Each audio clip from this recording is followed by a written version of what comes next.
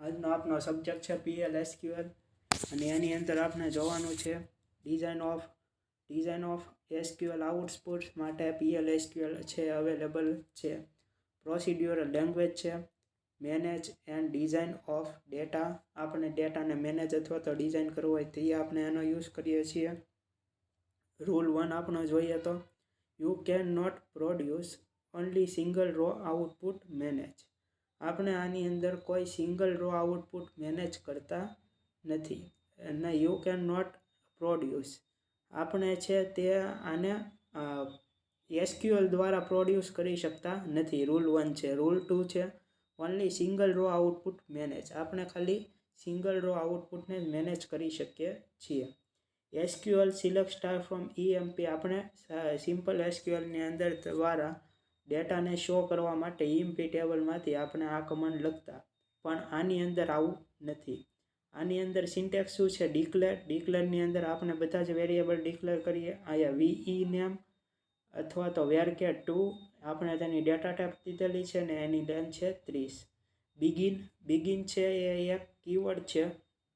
એની અંદર આપણે બધું જ લોજિક લખતા હોઈએ છીએ અથવા તો આપણે જે શું કામ કરવાનું છે તે અહીંયા લખતા હોઈએ છીએ. અહીંયા વેરિયેબલ ડિક્લેર કરવાના નથી અને ડિક્લેરની અંદર આપણે ખાલી વેરિયેબલ જ ડિક્લેર કરવાના છે. એની અંદર આપણે આવું લોજિકવાળું કાંઈ લખવાનું નથી. એ બિગિનની અંદર જ આવશે, બિગિન અને એન્ડની વચ્ચે. રેડી? તો select ENAME into VE name from EMP where EMP number equal 7900. આ ઇન્ટુ દ્વારા આપણે જે ENAME છે એનો ઇન્ટુ આપણે શેમાં કરીએ છીએ? VE name EMP ટેબલમાંથી. આના દ્વારા એક ખાલી જે રેકોર્ડ આપણે એડ કરેલો છે તે ખાલી ડેટાબેઝની અંદર વર્ક તો થઈ ગયો છે, પણ તે આપણને આ કમાન્ડ દ્વારા આઉટપુટ દર્શાવાશે નહીં. આઉટપુટ કઈ રીતે દર્શાવવાનું છે આગલા લેક્ચરની અંદર તમને જોવા મળશે. એન્ડ દ્વારા આપણે આપણો પ્રોગ્રામને બંધ કરીએ છીએ. ફ્રન્ટ એન્ડ અને બેક એન્ડ તમે નામ તો આપેલા જ સાંભળેલા જ હશે. તેને આપણે 2 ટાયર આર્કિટેક્ચર કરીએ છીએ. 3 ટાયર આર્કિટેક્ચર કોને કહેવાય?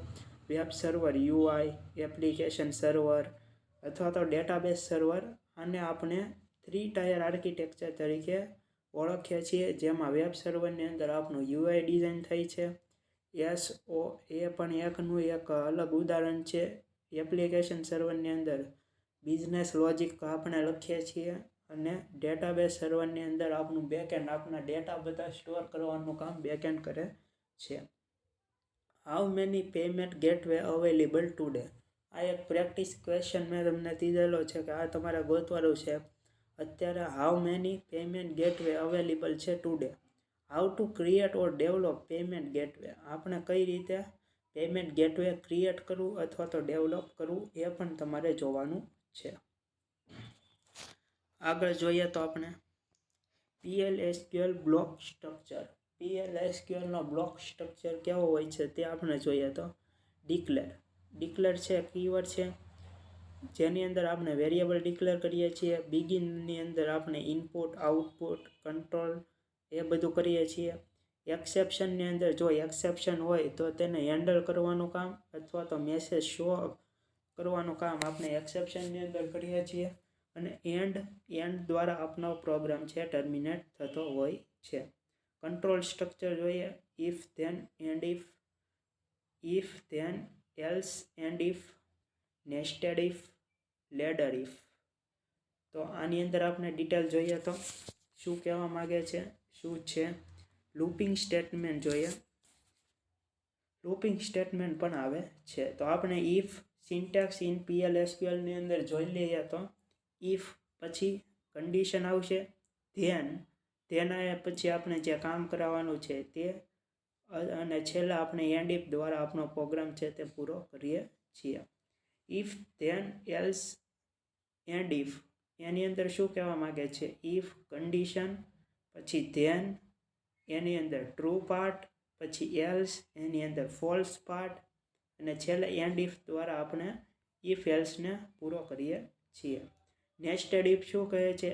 ઇફ કન્ડિશન ધેન પછી એની અંદર ઇફ કન્ડિશન ધેન પછી એની અંદર વચ્ચે આપણે લોજિક લખીએ છીએ એન્ડ ઇફ દ્વારા, જે આપણો જે ઇફ કન્ડિશન ધેન જે આઉટર છે ઇનરનો આપણે ઇનર ઇફને આપણે એન્ડ ઇફ કરીએ છીએ, અને છેલ્લે આપણું જે મેન આઉટર ઇફ છે તેને પણ આપણે એન્ડ ઇફ દ્વારા એન્ડ કરી દઈએ છીએ.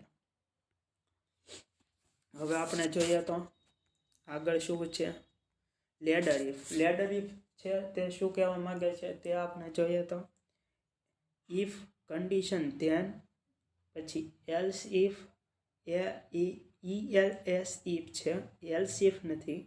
કન્ડિશન ધેન પછી આપણું logic ELS if condition then પછી આપણું લોજિક, પછી એલ્સ, પછી આપણું લોજિક જે આપણે મેસેજ દેવાના છે એ, અને એન્ડ ઇફ દ્વારા આપણો જે મેન ઇફ છે ઇફ કન્ડિશન ધેન તેને આપણે અહીંયા પૂરો કરીએ છીએ. લૂપિંગ સ્ટેટમેન્ટ જોઈએ તો લૂપિંગ સ્ટેટમેન્ટ શું કહે છે, loop end loop. Loop end loop છે તે લૂપિંગ સ્ટેટમેન્ટની અંદર આવે છે. એની અંદર આપણે સિન્ટેક્સ જોઈએ, લૂપ, પછી body of loop, exit when condition. Condition દ્વારા આપણે તેને એક્ઝિટ કરીએ છીએ. એક્ઝિટ વેન કન્ડિશન એક આપણે આ બોડી ઓફ લૂપની અંદર આપણું લોજિક લખીએ છીએ. પછી એક્ઝિટ વેન કન્ડિશન દ્વારા આપણે એક્ઝિટ કરીએ છીએ આપણી લૂપને, અને એન્ડ લૂપ દ્વારા આખી લૂપ છે તે ટર્મિનેટ થઈ જાય છે. એ આપણે સિન્ટેક્સ જોઈ લીધી. Sorry 2 minute. પછી હવે આવે છે વાઇલ લૂપ. વાઇલ લૂપ શું કહેવા માંગે છે, વાઇલ લૂપ કન્ડિશન આપણે લખશું, પછી લૂપની બોડી ઓફ લૂપ જેને કહેવાય, અને એન્ડ લૂપ દ્વારા આપણે લૂપ છે તેને ટર્મિનેટ કરીએ છીએ. ફોર લૂપ શું કહે છે, ફોર, પછી વેરિયેબલ ડિક્લેર, ઇન, રિવર્સ છે તે ઓપ્શનલ છે. આપણે જ્યારે 1 to 10 કરવું હોય ત્યારે રિવર્સની જરૂર નથી, પણ ડિક્રીઝ ઇન ઓર્ડરમાં, જેમ કે 10 to તમારે 1 પ્રિન્ટ કરવું હોય ત્યારે રિવર્સ લખવું તમારે કમ્પલસરી છે. આની અંદર કેવું હોય છે કે સ્ટાર્ટ વેલ્યુ છે એન્ડ વેલ્યુથી હંમેશા નાની જ હોવી જોઈએ, જેથી ડિક્રીઝ ઇન ઓર્ડર છે તે આની અંદર પોસિબલ નથી. Start value dot and value. Loop, પછી બોડી ઓફ લૂપ અને end loop. Loop, body of લૂપની અંદર આપણે લૂપનું લોજિક લખીએ છીએ, અને એન્ડ લૂપ દ્વારા આપણે જે આખી લૂપ છે તે ટર્મિનેટ થતી હોય છે. ફોર લૂપનું એક એક્ઝામ્પલ જોઈ, તમારી અન્ડરસ્ટેન્ડિંગ વધારે વધે. ફોર, પછી આઈ છે આપણો વેરિયેબલ છે, ઇન 1.5 એટલે કે 1 થી 5 લગીન મારે જવું છે, લૂપ લખવાની છે. પછી લૂપ બોડી ઓફ લૂપની અંદર આપણે લખશું DBMS underscore output dot put underscore line, અને આપણો જે મેન આઈ છે તેને આપણે અહીંયા પિન કરીએ છીએ, અને એન્ડ લૂપ દ્વારા આપણે આખી લૂપને જ ટર્મિનેટ કરીએ છીએ. જેથી આ લૂપ પૂરી થશે ત્યાં સુધીમાં આપણો 1 થી લઈને 5 નંબર છે તે પ્રિન્ટ થયેલા આપણને સ્ક્રીન ઉપર જોવા મળશે. For I in reverse 1.5. Reverse જ્યારે કરવી હોય આપણે 5, 4, 3, 2, 1 લગીને એવું આપણે પ્રિન્ટ કરવું હોય તો એ આપણે ખાલી એક રિવર્સ સ્ટેટમેન્ટ છે તેને જ એડ કરીએ છીએ, જેનું એક્ઝામ્પલ છે ફોર આઈ ઇન, પછી આપણે રિવર્સ લખશું 1.5 loop DBMS underscore output dot put underscore line, અને આપણો જે મેન વેરિયેબલ છે આઈ તેને આપણે અહીંયા પ્રિન્ટ કરશું, અને એન્ડ લૂપ દ્વારા લૂપ પૂરી કરશું. તો આ આખી લૂપ પૂરી થશે ત્યાં સુધીમાં આપણું જે 5, 4, 3, 2, 1 એ આઉટપુટ આપણને જોવા મળશે. આઈ હોપ કે આજનો લેક્ચર તમને બહુ જ સારી રીતે સમજાઈ ગયો હશે.